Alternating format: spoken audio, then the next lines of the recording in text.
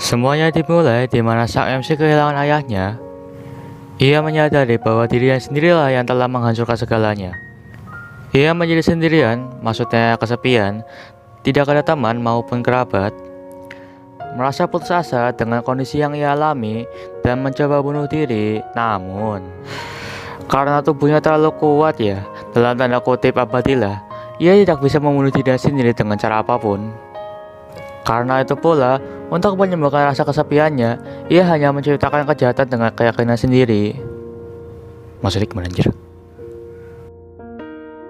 Setelah berganti hari, pada saat MC kita lagi nyari bahan dengan jadi ya PT bongkar makam orang.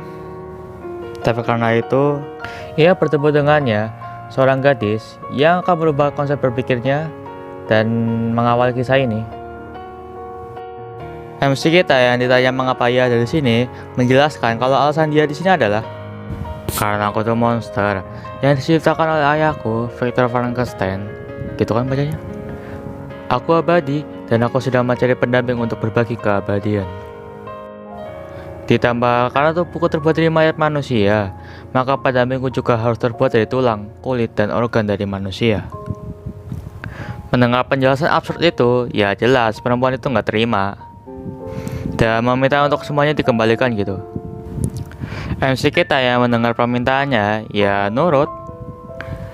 Karena MC kita juga mengakui kalau dirinya itu emang tipikal orang yang sering membuat kesalahan dalam kata-kata maupun tindakan.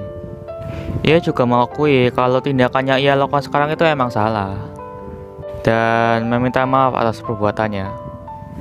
Sebagai penebusannya, MC kita langsung merobek lengannya sendiri. Woi, lu ngapain sem? Menerima hukuman. Ya, bagi MC, kesalahan harus dihukum karena itu yang ia dengar soal aturan yang dibuat manusia selama ini. Dan sekarang, sebagai penebusan akan kesalahannya, ia mempersembahkan kedua lengannya. Jangan khawatir, ini hanya tubuh mayat, jadi tidak akan merasakan sakit. Gak, daripada itu, ini orang masih mengira bagian tubuh manusia itu hal yang bisa dibongkar pasang apa? Ditambah lagi, MC juga mengatakan kalau dia akan mencari metode lain untuk menciptakan seorang pendampingnya nanti.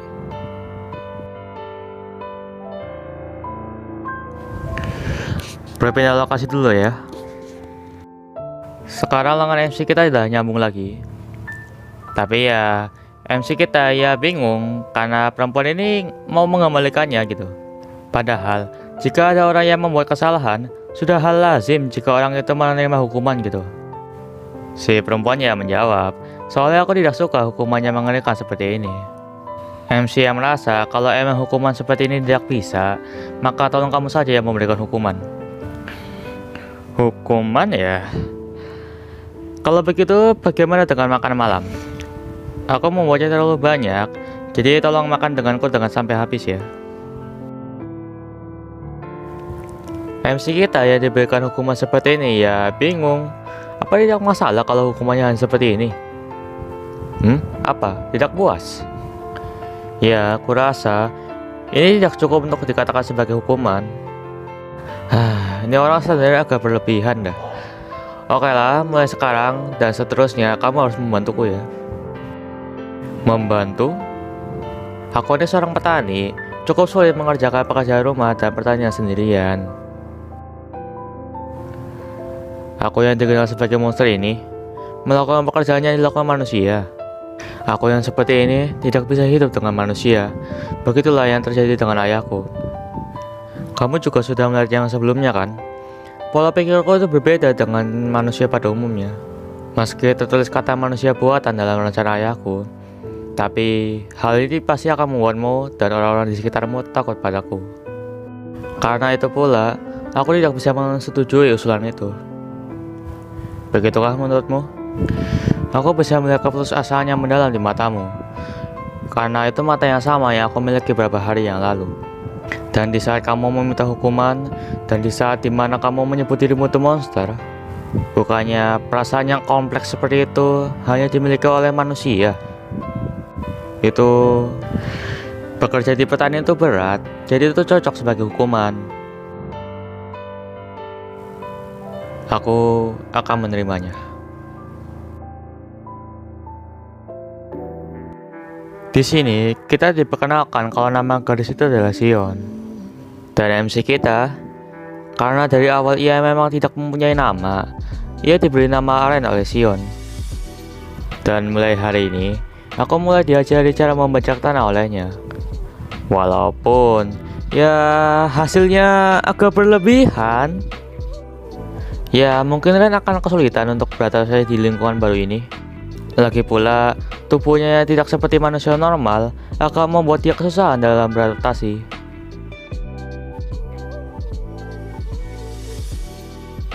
Kamu sedang apa, Sion? Ya, menulis buku harian. Ini cara terbaik jika kamu mau melihat kembali ke pertumbuhanmu dan kenangan harianmu. Hari demi hari aku habiskan untuk bisa beradaptasi dengan lingkungan baru. Ya, masih susah untuk mengatur kekuatan yang harus ku keluarkan. Niatnya sih nebang pohon di hutan, tapi keterusan sampai motong anggaran desa. Jangankan pohon, pajak tapera pun bisa MC potong kalau MC-nya mau mah. Ya, sudah kuduga aku memang mengganggu. Daripada mengganggu, lebih ke mengagetkan bagiku. Terlebih lagi, ini Ren makan apa dah selama ini? Sampai-sampai sekali tebas langsung rata tuh hutan. Tapi kalau kondisinya sudah seperti ini, akan sulit untuk pergi ke kota. Ya, pada umumnya, manusia memiliki belenggu pada kemampuan fisiknya, dan sedangkan aku tidak gitu. Jadi, kamu tidak bisa mengendalikan kekuatanmu sendiri gitu? Ya, ini terjadi karena aku tidak bisa mengendalikannya. Begitu ya. Mungkin ini agak sedikit sulit. Walaupun begitu, tolong coba pegang. Tidak. Itu tidak mungkin. Lah kenapa? Kalau aku mau megangnya, nanti tanganmu bisa hancur. Seandainya aku tidak bisa menahannya. Terlebih lagi, rasa sakit itu tidak baik kan? Ya, itu benar. Oleh karena itu, tolong tangan sebisa mungkin ya. Kalau kamu tidak bisa, kamu hanya perlu berlatih sampai bisa kan? Yakin nih. Dengan begitu, sambil berjalan ke toko, kami mulai berlatih. Maaf ya. Aku merasa kalau ini akan bagus, jadi tanpa sadar aku memotret kalian. Dikarenakan Sion yang sangat diterima di masyarakat, aku pun mulai terbiasa dengan sekitarnya. Sampai suatu malam ini dingin ya. Ini, ambil saja punyaku. Lah, terus kamu gimana? Tenang saja, aku bisa menyesuaikan diri, jadi tidak masalah dengan itu. Maaf ya. Hari itu, kami bermalam bersama, tapi dia masih merasa kedinginan akan itu. Jadi aku berpikir, harus melakukan sesuatu untuknya. Di keesokan harinya, kita awali dengan... Apa ini? Oh, Sion tak bangun toh? Tadi malam, suhu tubuhmu turun drastis. Jadi untuk menjaga suhu tubuhmu, aku mengambil organ dan kulit hewan yang ada di hutan. Dengan ini, apakah tidurmu nyenyak, Sion? Kenapa? Lo itu goblok apa? Apa kamu tahu kenapa aku marah? Aku tidak tahu. Bukan hanya kemarahanmu, tapi alasannya juga. Ya, itu karena kamu tega mengambil nyawa yang tak bersalah sembarangan, Ren. Jadi tolong kali ini, Ren. Aku tahu niatmu itu baik, tapi caramu yang seperti ini, aku tidak menyukainya. Tapi aku tidak tahu cara lainnya. Kalau cara ini tidak bisa, aku harus apa? Ya elah, Ren. Kau cukup melakukan ini padaku. Tapi kan tubuhku tidak bisa menghangatkanmu. Tidak masalah, aku dengan sendiri akan merasa hangat kok.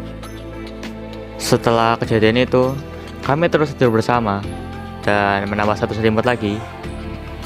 Hari demi hari pun berlalu, dan ketika aku memperhatikannya, Sion itu telah menjadi wanita yang dewasa, dan angin baru pun telah berembus di kota. Dan dia meminta hal yang sama seperti itu padaku. Ren, kira-kira apa kamu bisa melakukannya? Ya, secara fisik, tubuhku memproduksi tubuh manusia dengan sangat akurat. Dan proses fisiologis juga dapat diproses dengan baik. Hanya saja, karena tubuh aslinya adalah mayat, aku rasa fungsi reproduksinya telah lenyap. Ya, sudah aku duga. Jadi, kalau kamu sudah tahu, buat apa menanyakannya? Ren, saat pertama kali kita bertemu itu, tepat setelah nenekku meninggal, Ren. Aku tidak punya keluarga yang untuk disinggahi lagi. Lalu, saat aku sedang dalam keadaan yang buruk, kamu pun muncul. Jadi aku berpikir, kalau kita bisa menghilangkan luka di antara kita. Terlebih lagi, kebaikanmu telah menyembuhkanku dari rasa kehilangan itu. Dan aku mencintaimu, Ren. Aku sangat senang kamu ada di sisiku. Tapi, aku ini monster, Sion. Aku ini orang yang tidak pantas mencintai maupun dicintai. Sebenarnya, alasan aku mengatakan ini karena aku tidak bisa membalas kebaikannya saat itu. Bertahun-tahun telah berlalu sejak kejadian itu. Biar aku saja yang melakukannya. Kamu istirahat saja. Kamu yakin? Ya. Terima kasih ya, Ren. Aku melihat hanya Sionlah yang menua. Aku mulai berperilaku seperti manusia. Namun, perbedaan jumlah keriput yang muncul dan perbedaan batas aktivitas di antara kami terus bertambah. Kemudian, pada saat dimana perbedaan itu tak bertambah lagi, aku menyadari kembali apa sebenarnya diriku. Sekarang, aku harus apa? Akhirnya, aku menemukanmu, manusia buatan. Kamu mengenalku? Ya, aku dengar dari nenek. Katanya, suami dari Bibi Sion itu adalah manusia yang tubuhnya yang dipenuhi luka jahit. Oh, jadi kamu dari kota ya? Ngomong-ngomong, kalau boleh tahu ya, kenapa kamu membiarkan Bibi begitu saja? Biasanya, orang yang sudah meninggal harus dikebumikan agar mereka bisa beristirahat dengan tenang. Masalahnya, aku tuh monster. Karena itu pula, aku tidak punya kesedihan. Aku tidak merasakan arti dari sebuah pemakaman. Lagi pula, aku sendiri juga seorang mayat. Jadi aku tidak terlalu terganggu dengan bau busuk dari sebuah mayat. Kok itu cukup rumit ya? Kalau begitu, ambil ini. Itu apa? Ini persembahan untuk Bibi Sion dari nenekku. Ini makanan kesukaan Sion dan bunga-bunganya. Begitu ya. Jadi dia sudah punya cucu. Kamu kenal nenek? Ya, 60 tahun yang lalu, aku dan Sion sering berbelanja bersama soalnya. Saat kami mendapat daging hewan dari hutan, dia jadi bingung mau masak apa karena itu. Lalu di toko pakaian, dia dengan antusias mencoba banyak pakaian dan menunjukkannya kepadaku. Padahal, Sion pada saat itu masih anak-anak loh. Jadi, kamu masih terpaku dengan masa lalu ya? Ternyata, kamu lebih manusiawi daripada yang kukira ya? Maksudmu? Ya, kamu pasti sangat menyukai Bibi Sion kan? Lah kok ada yang... Jir, malah mau jadi-jadian? Hei, itu untuk Bibi Sion. Oh ya Ren, kamu harus lebih lembut jika bertemu dengan kehidupan ya. Berhenti. Kamu harus lebih lembut saat menyentuh sebuah kehidupan, nak. Sion juga berkata seperti itu.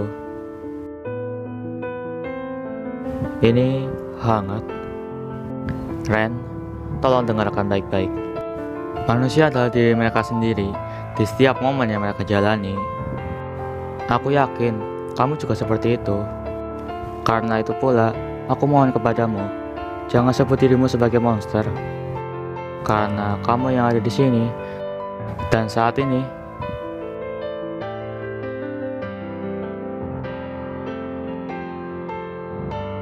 adalah orang yang aku cintai. Iya, aku menyukainya dan aku sangat mencintainya. Aku senang aku bisa bersamamu. Dan maaf, karena aku tidak bisa sempat memberitahumu, Sion. Mulai sekarang, aku harus menerima hukuman karena aku tidak bisa menghadapi kematianmu. dan tidak bisa membalas perasaanmu. Sebuah hukuman untuk hidup selamanya dengan perasaan yang tidak bisa lagi disampaikan. Dan untuk menjaga perasaan ini agar tidak pudar, aku akan terus menulis kehidupan manusiaku yang aku habiskan bersamamu. Terima kasih, kalian telah mengajariku arti dari sebuah kehidupan dan cara hidup sebagai manusia. Sion.